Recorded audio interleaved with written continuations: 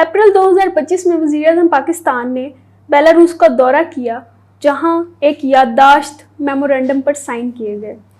इसमें 1.5 लाख पाकिस्तानी लोगों को बेलारूस में नौकरियां देने का वादा किया गया, लेकिन अब तक इस पर उस तरह अमल दरामद नहीं हुआ और जो लोग बाहर गए उनको भी मुश्किलात का सामना है। इसके बारे में आपकी क्या तफसीलात हैं? अच्छा किरण, वो बेलारूस का वही जो सदर साहब आए थे और इधर 26 नवंबर का धरना, वो पीटीआई का लॉन्ग मार्च चल रहा था और बड़ी मार धाड़ हो रही थी और उन्होंने कहा कि जी इनके दौरे को सबूताज करने के लिए ये सारा पीटीआई ड्रामा कर रही है। जी, वो आए थे, मेरे ख्याल में 3 दिन का उनका टूर था और बहुत बड़े एक डेलीगेशन के साथ आए थे। तो नवंबर के बाद फिर हमारे वजीर आजम साहब तशरीफ ले गए बेलारूस और उधर जाकर मुआहदा हुआ कि जी बेलारूस में 1.5 लाख पाकिस्तानी वर्कर्स को जॉब दी जाएगी। और इधर मीडिया ने भी चला दी ये खबर कि जो बेसिक उनकी सैलरी होगी वो कितने डॉलर होगी? $1100 होगी। और शोबे कौन कौन से बताए गए थे कि जी हेल्थ केयर है, आईटी है, कंस्ट्रक्शन है, इंजीनियरिंग है। अब जो उधर बेलारूस जाने के लिए जो एक लीगल चैनल है वो तो हमारे bureau of immigration and overseas employment. उसके बाद हुआ क्या, मैंने इस इशू को बहुत ही ट्रैक किया तो कोई न्यूज़पेपर में कोई एडवर्टाइजमेंट नहीं आई कि कोई रिक्रूटिंग एजेंट हमें चाहिए। मोस्टली होता यह है कि जब आपको ओवरसीज एम्प्लॉयमेंट का एक फ्रेमवर्क तैयार करना होता है तो इधर एजेंट वो किए जाते हैं, बेसिकली उनका कनेक्शन बेलारूस से भी होगा, इधर भी होगा। जिस तरह आप देखती हैं कि इधर संडे के संडे ऐड आए होते हैं कि जी सऊदी अरब में ज़रूरत है, दुबई में ज़रूरत है, तो ड्राइवर हेल्पर, वो आज तक किसी जर्नलिस्ट की जॉब उन्होंने नहीं मांगी है। तो ये जो सारा रिक्रूटमेंट का प्रोसेस होता है ये एजेंट कर रहे होते हैं, ये अप्रूव्ड होते हैं फ्रॉम बोथ गवर्नमेंट साइड्स, ताकि इस चीज़ को ना एक लीगल कवर मिल जाए। अब हुआ ये कि इसमें कोई रिक्रूटिंग एजेंट्स जो है वो नहीं आए, लेकिन लोगों ने जब ये सुना, उधर से जो बेलारूस है वो भी पाकिस्तान के लिए बहुत ही वेलकमिंग कंट्री बनता जा रहा है। इधर से बहुत से नौजवान जो वैसे डेस्परेट हैं ग्रीन पास्चर्स के लिए कि बाहर हमें अच्छी जॉब्स मिलती हैं, तो उन्होंने बेलारूस के वीज़े के लिए अप्लाई किया। अब बेलारूस है तो एक यूरोपियन कंट्री, लेकिन वो शेंजन कंट्री नहीं है, तो इसके लिए इसकी जो वीज़ा टर्म्स हैं पाकिस्तानी एप्लीकेंट्स के लिए वो बहुत सॉफ्ट है। आपका जो ग्रीन पासपोर्ट है वो उसको बड़ी रिस्पेक्ट करते हैं, तो उस लोगों ने उधर जॉब के लिए अप्लाई किया और चले गए। $1100 और आईटी, हेल्थ केयर, कंस्ट्रक्शन और इंजीनियरिंग। यहाँ पे इस इशू पे कोई ज़्यादा आगाही अवाम में नहीं फैलाई गई नौजवानों में कि जी जो बेलारूस है उसकी जो बेसिक इंडस्ट्री है वो इंजीनियरिंग है और केमिकल्स हैं और ये फर्टिलाइज़र किसी हद तक पहले उसमें थी, और इसके अलावा कोई ख़ास उनका फील्ड नहीं है जिसमें कोई पाकिस्तानी जाके वो करते हैं। अब हज़ारों लोग जाके बेलारूस में फंस गए। अभी बेलारूस में जो बेसिक सैलरी स्ट्रक्चर चल रहा है वो है कोई $600-700 के दरमियान। इधर से लोग जो हैं वो अपने जो इन शोबों के लोग थे, engineering, construction, IT, health care के, वो पाकिस्तान में से ज़्यादा कमा लेते हैं, तो उधर उनको इस तरह की कोई अपॉर्चुनिटीज़ नहीं मिली। लेकिन इस चीज़ से हट के लोगों में एक ड्रीम होता है कि जी हम जा रहे हैं यूरोप, तो यूरोप से आगे फिर वो मोस्टली उनके आगे जो डेस्टिनेशन हैं वो बनती हैं जर्मनी, फ्रांस, इटली, जो ज़रा स्ट्रॉन्गर इकोनॉमीज़ हैं। यहाँ पे वो थोड़ा सा ट्रैप हो गए, वो अब सरहद पे फंसे हुए हैं क्योंकि बेलारूस के जो बॉर्डर है इर्द गिर्द पोलैंड है, लिथुआनिया है, लिथुआ है, उनका इसके साथ चूँकि ये शेंजन कंट्री नहीं है तो वो जो वीज़ा है, जो इनके ट्रैवल डॉक्यूमेंट है, वो उन कंट्रीज़ के लिए एक्सेप्टेबल नहीं है।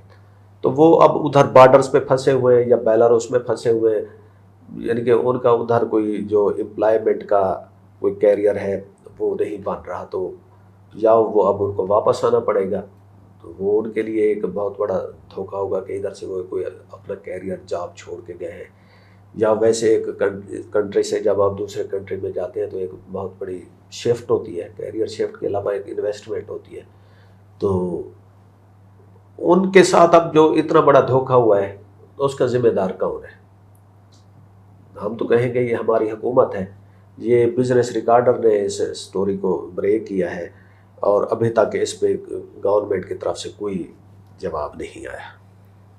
سر یہ بیلاروس کی اگر میں بات کروں تو اس کی پولیٹیکل اہمیت کتنی ہے؟ یہ صرف پاکستان کو اتنا ویلکمنگ کرتا ہے یا اور بھی کنٹریز ہیں جن کے ساتھ اس کے بڑے دوستانہ تعلقات ہیں؟ دیکھیں بیلاروس جو ہے نا، اس کی جو زیادہ اہمیت ہے وہ رشیا کے لیے ہے، اور اس کی جو بہت زیادہ اہمیت ہے وہ چائنا کے لیے ہے۔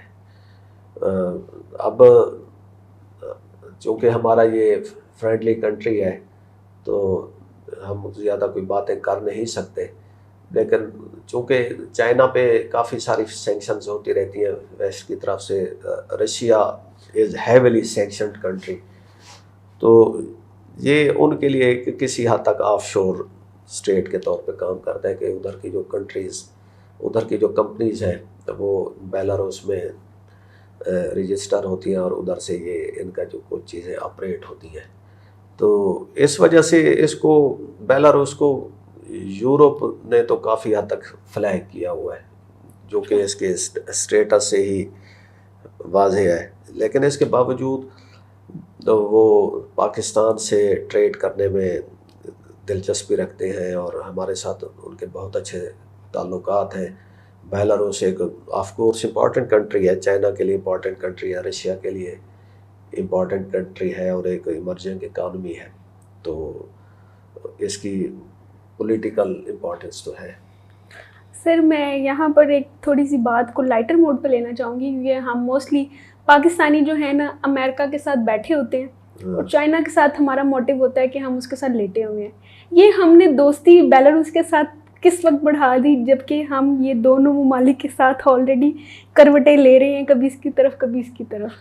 دیکھیں آپ، America is not the end of the world کہ ہم امریکہ کو ہی سارا وہ کرتے ہیں، آپ نے دنیا میں رہنا ہے تو آپ دنیا کے ساتھ چلنا سیکھ رہے ہوتے ہیں، اب اس میں ہر کنٹری کی اہمیت ہوتی ہے۔